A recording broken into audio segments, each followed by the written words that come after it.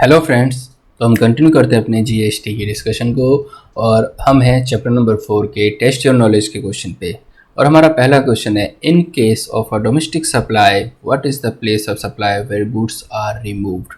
जब goods remove हो, मतलब गुड्स की या तो मूवमेंट हो डिलीवरी के टाइम पे, ये सारे के सारे इसमें लिखने पड़ेंगे। तो अब इसमें जब टर्मिनेट होती है डिलीवरी के टाइम पे, जैसे हो सकता है कि हम दुकान पे गए और हमें दुकान पे ही सेम टाइम अगर दे दिया तो टर्मिनेशन वहीं हो गई, तो वहीं प्लेस ऑफ सप्लाई होगा। तो देखते हैं as per section 10(1) the place of supply of goods is the location of the goods at the time at which the movement of goods terminate.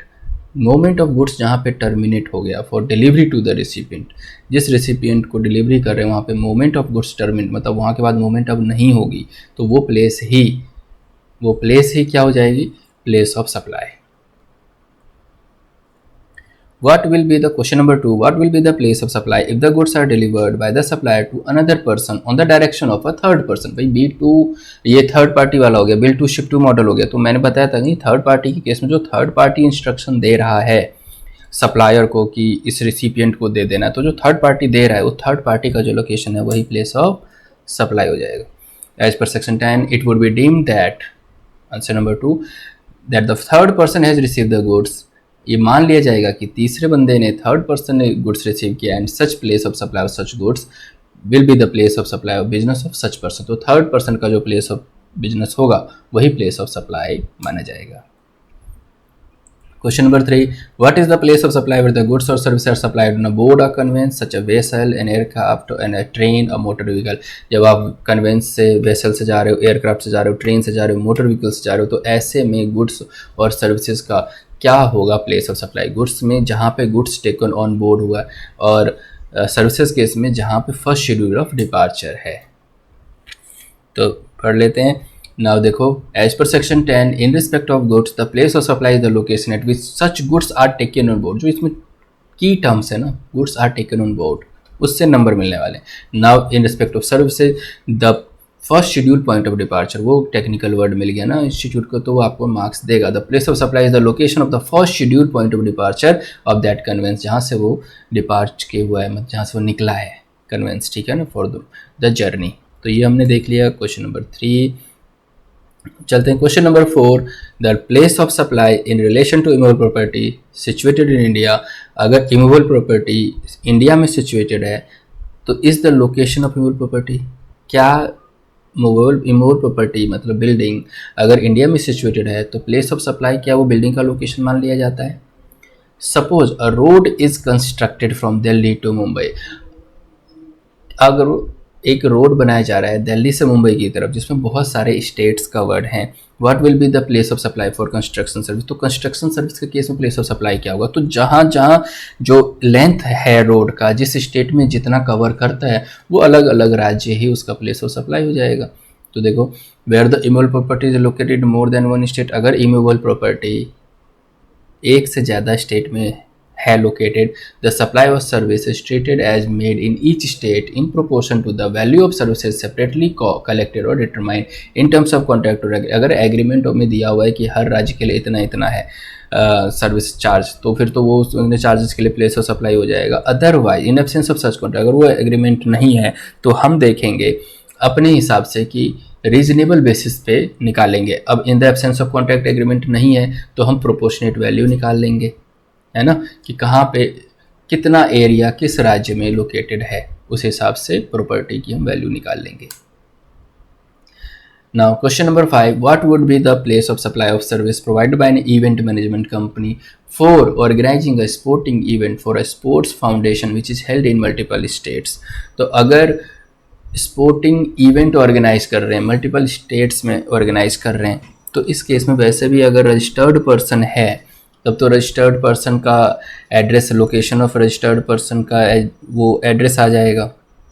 और अगर अनरजिस्टर्ड है तो जहाँ पे ये इवेंट्स हेल्ड हो रहे हैं वो आ जाएगा। तो देखते हैं question number 5,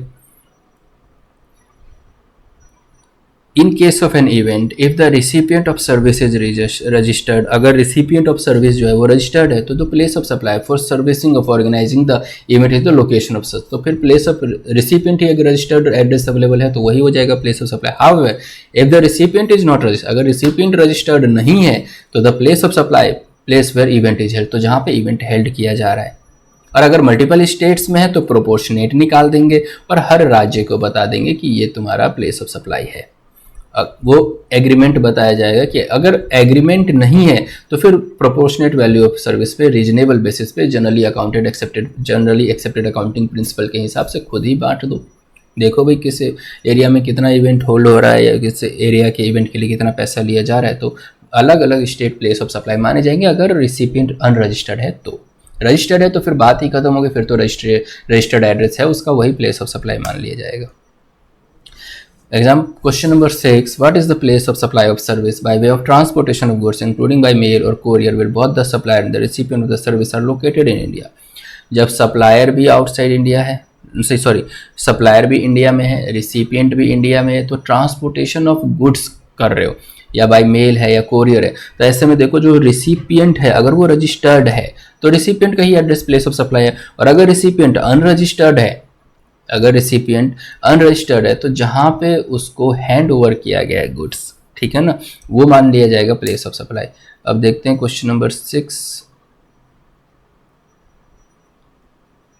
if the recipient is registered, अगर रजिस्टर्ड रिसिपिएंट सर्विस लेने वाला अगर रजिस्टर्ड है, the location of such person is place of supply, तो उसी का location place of supply. However if the recipient is not registered, अगर recipient registered नहीं है, the place of supply the place where the goods are hand over for the transportation, तो वो जगह जहां पे हैंड ओवर किया गया है ट्रांसपोर्टेशन करने के लिए वही प्लेस ऑफ सप्लाई है। Further if the goods are transported outside India, अगर ट्रांसपोर्टेड आउटसाइड इंडिया कर रहे हो तब तो ये एक्सपोर्ट ही हो गई, तो फिर तो डेस्टिनेशन ऑफ सच गुड्स, तो फिर तो वो आउटसाइड इंडिया वाली जो जगह है वो प्लेस ऑफ सप्लाई मानेंगे।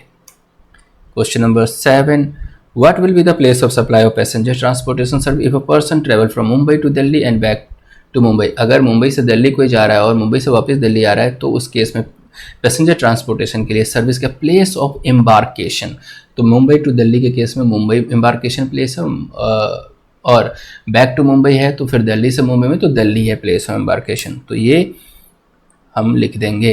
तो अब देखो question number 7, if the person is registered, अगर पर्सन रजिस्टर्ड है the place of supply of passenger transportation, अच्छा इसमें भी वही है कि अगर पर्सन रजिस्टर्ड है तब तो location of recipient he place of supply. If the person is not, अगर पर्सन रजिस्टर्ड नहीं है the place of the forward journey, Mumbai से दिल्ली के लिए मुंबई मान लेंगे, the place of which he embarks, ये जो टेक्निकल टर्म्स है जहां से एम्बार्केशन हुई है, प्लेस जहां से उसने जर्नी ली है, तो मुंबई से दिल्ली में मुंबई और दिल्ली से मुंबई में दिल्ली, दोनों को हम सेपरेट जर्नी मानेंगे, दिल्ली प्लेस ऑफ सप्लाई है। Now question number 8, what is the place of supply for mobile connection, can it be location of supplier. Place mobile connection के केस में बताइए प्लेस ऑफ सप्लाई क्या होगा, क्या लोकेशन ऑफ सप्लायर भी place of supply हो सकता है, तो पूरे के पूरे केसेस बताने पड़ेंगे कि हाँ भाई the location of mobile service, location of supplier of mobile service cannot be place of supply as the mobile companies are providing services in multiple states and many of these services are interstate. जो supplier of mobile service है उसका नहीं ले सकते हम क्योंकि वो बहुत सारे स्टेट्स इंटरेस्टेड सर्विस देते हैं। The consumption principle will be broken, यहाँ पे कंजम्पशन प्रिंसिपल ब्रोक हो जाएगा, तो यहाँ पे नहीं ले सकते location of supplier of mobile service, क्योंकि कंपनी तो हर एक देश हर एक स्टेट में ऑपरेट कर रही है।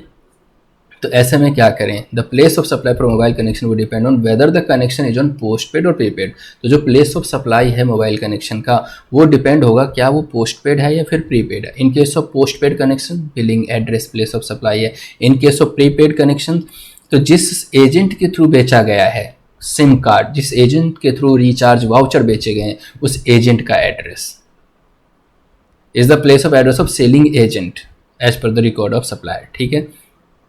और by any person to the final subscriber, या किसी बंदे को फाइनल सब्सक्राइबर को दिया गया है तो प्लेस ऑफ जहाँ पे वो प्री पेमेंट रिसीव हुआ, जहाँ से वो पैसा रिसीव हुआ है, जहाँ पे वो वाउचर सोल्ड हुआ है वो लोकेशन ही प्लेस ऑफ सप्लाई है।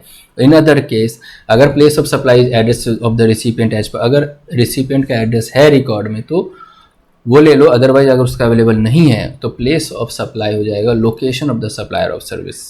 तो जो सर्विस सप्लाई कर रहा है लोकेशन वो हो जाएगा। However if the recharge is done through internet, e payment और location of recipient service on record, भाई इंटरनेट और ई पेमेंट के केस में तो रिसिपिएंट का एड्रेस होता ही होता है, तो रिसिपिएंट का जो एड्रेस है वही प्लेस ऑफ सप्लाई लेंगे। Now question number 9, second last question. A person from Mumbai goes to Kullu Manali and takes some services from ICICI Bank in Manali. एक पर्सन है जो मुंबई से जा रहे हैं कुल्लू मनाली और कुल्लू मनाली में बैंक से कोई सर्विस ली, ICICI बैंक। तो अब देखो उस बंदे का अगर ICICI बैंक में अकाउंट है तो उसका एड्रेस होगा बैंक वालों के पास, तो वो एड्रेस ही प्लेस ऑफ सप्लाई मानेंगे, और अगर नहीं है एड्रेस तब तो बैंक का एड्रेस ही प्लेस ऑफ सप्लाई मानेंगे। Now the place of supply in case of banking services to any person shall be the location of the recipient of service. जो लोकेशन है रिसिपिएंट ऑफ सर्विस का अगर record पे है तब तो उसका एड्रेस ही प्लेस ऑफ सप्लाई होगा जो सर्विस ले रहा है। लेकिन अगर if the location of the service is not on the record, अगर उसके रिसिपिएंट का जो सर्विस ले रहा है जिस बंदे का अगर एड्रेस नहीं है तब तो जो कुल्लू मनाली है the location supplier service Kullu Manali Himachal Pradesh जो बैंक का एड्रेस है वही मान लिया जाएगा। लास्ट क्वेश्चन है an unregistered person from Gurugram travels by Air India flight from Mumbai to Delhi and gets his travel insurance done in Mumbai. Air से जा रहे हैं, वो मुंबई से दिल्ली जा रहे हैं, वो अनरजिस्टर्ड पर्सन है और वो ट्रैवल इंश्योरेंस भी ले रहे हैं। तो बताइए what is the place of supply of insurance. तो यहाँ पे ले लेंगे where insurance service is provided. अगर इंश्योरेंस सर्विस प्रोवाइड कर रहा है अनरजिस्टर्ड पर्सन को तो जो लोकेशन ऑफ द रिसिपिएंट है उसके रिकॉर्ड में होगा, है ना, उसके रिकॉर्ड में जो उसका एड्रेस है उस बंदे का अनरजिस्टर्ड पर्सन का वही प्लेस ऑफ सप्लाई है। तो वो बंदा गुड़गांव का है तो गुड़गांव ही प्लेस ऑफ सप्लाई है। तो इस तरीके से हमने इस एक बहुत ही अच्छे चैप्टर को फिनिश कर लिया है दोस्तों, और अब हम चलते हैं अपने आगे के चैप्टर्स को कवर करते हैं अपने आने वाली वीडियोज़ में। तो दोस्तों प्लीज़ वीडियो को लाइक करना, मेरा कुछ एफर्ट जो मैं लगा रहा हूँ उससे कुछ बेनिफिट हो रहा है नहीं हो रहा है कमेंट सेक्शन में बताना। तो मिलते हैं नेक्स्ट वीडियो में नए चैप्टर्स के साथ, तब तक के लिए बाय बाय, टेक केयर।